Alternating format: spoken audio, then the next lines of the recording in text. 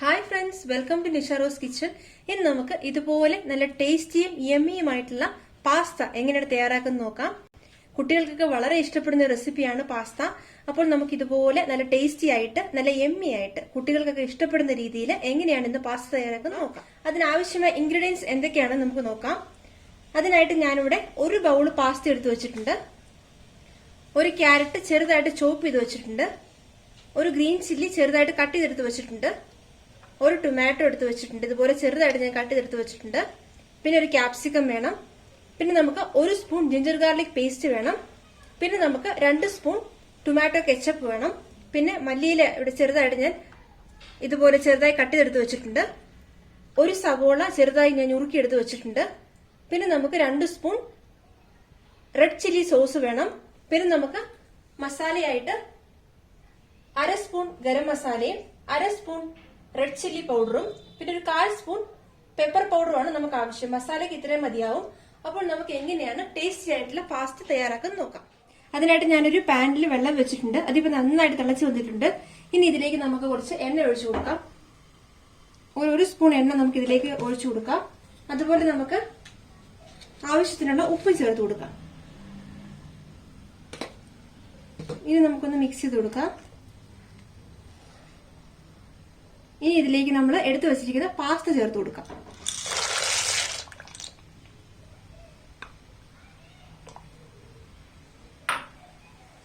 ഒന്ന് മിക്സ് ചെയ്ത് കൊടുക്കാം. ഇനി ഈ പാസ്ത നന്നായിട്ടൊന്ന് വെന്ത് വരുന്നവരെ നമുക്കൊന്ന് വെയിറ്റ് ചെയ്യാം. ഇത് നന്നായിട്ടൊന്ന് കുക്കായി വരണം.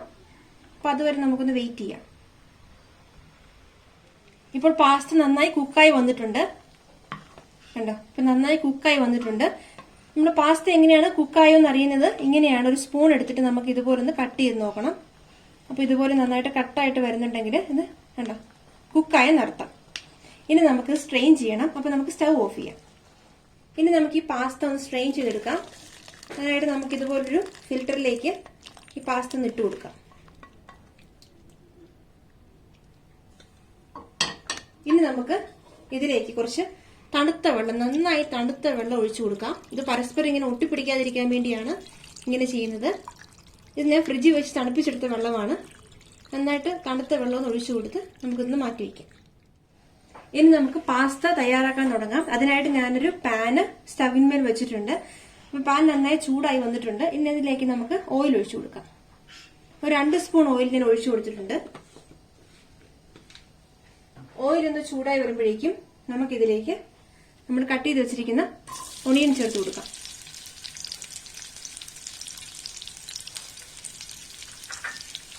പിന്നെ നമുക്കിതിലേക്ക് പച്ചമുളകും ചേർത്ത് കൊടുക്കാം.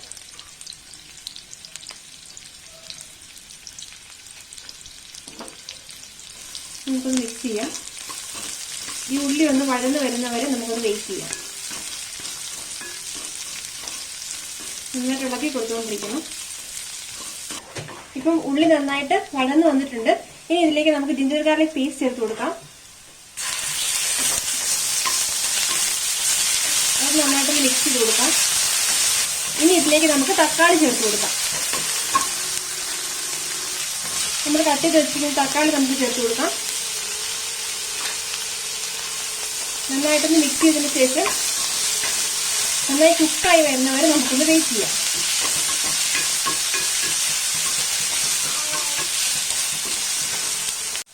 ഈ ടൊമാറ്റോ നന്നായിട്ടൊന്ന് കുക്കായി വരുന്നവരെ നമുക്കൊന്ന് മൂടി വെച്ച് വേവിച്ചെടുക്കാം. ഇനി നമുക്ക് തുറന്നു നോക്കാം. ഇപ്പോൾ ടൊമാറ്റോ നന്നായി കുക്കായി വന്നിട്ടുണ്ട്. ഇനി ഇതിലേക്ക് നമുക്ക് പൊടികൾ ചേർത്ത് കൊടുക്കാം.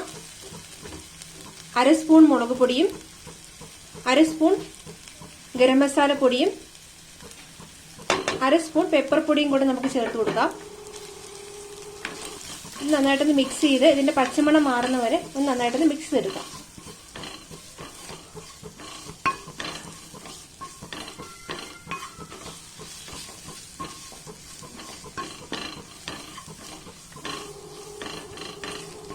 ഇപ്പോൾ നമ്മൾ ചേർത്ത പൊടികളുടെ പച്ചമണമൊക്കെ മാറി നന്നായിട്ട് വഴന്നു വന്നിട്ടുണ്ട്. ഇനി ഇതിലേക്ക് നമുക്ക് കട്ട് ചെയ്ത് വെച്ചിരിക്കുന്ന ക്യാപ്സിക്കം ചേർത്ത് കൊടുക്കാം. ക്യാരറ്റും ചേർത്ത് കൊടുക്കാം. ഇത് നന്നായിട്ടൊന്ന് മിക്സ് ചെയ്യാം.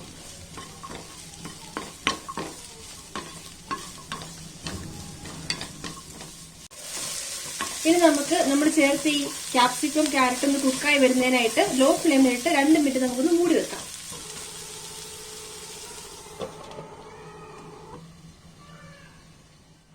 ഇപ്പോൾ 2 മിനിറ്റ് കഴിഞ്ഞിട്ടുണ്ട്. നമുക്കൊന്ന് തുറന്നു നോക്കാം. ഇപ്പൊ നന്നായിട്ടെല്ലാം കുക്കായി വന്നിട്ടുണ്ട്. ഇനി ഇതിലേക്ക് നമ്മൾ എടുത്തു വെച്ചിരിക്കുന്ന റെഡ് ചില്ലി സോസ് ചേർത്ത് കൊടുക്കാം. 2 സ്പൂൺ റെഡ് ചില്ലി സോസാണ് ഞാൻ ചേർക്കുന്നത്.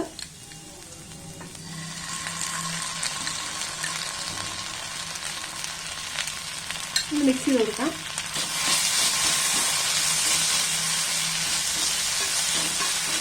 ഇതിലേക്ക് നമുക്ക് ടൊമാറ്റോ കെച്ചപ്പ് കൂടെ ചേർത്ത് കൊടുക്കാം. അതും 2 സ്പൂൺ ടൊമാറ്റോ കെച്ചപ്പാണ് ഞാൻ ചേർക്കുന്നത്. അതും കൂടെ ചേർത്ത് നന്നായിട്ട് ഇളക്കി കൊടുക്കാം. നന്നായിട്ടൊന്ന് മിക്സായി വരണം. അതിനായിട്ട് നമുക്ക് നന്നായിട്ട് ഇളക്കി കൊടുക്കാം.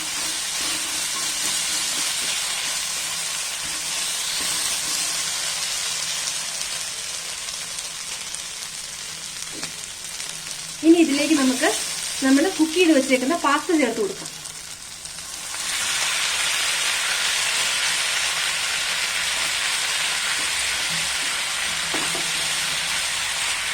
നന്നായിട്ടൊന്ന് മിക്സ് ചെയ്യാം.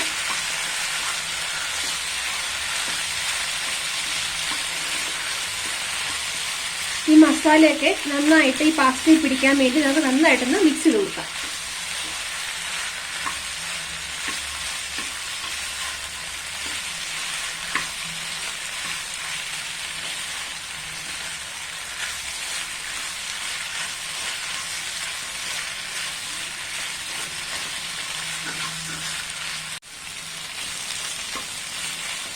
ഇനി ഇതിലേക്ക് നമുക്ക് മല്ലിയില ചേർത്ത് കൊടുക്കാം.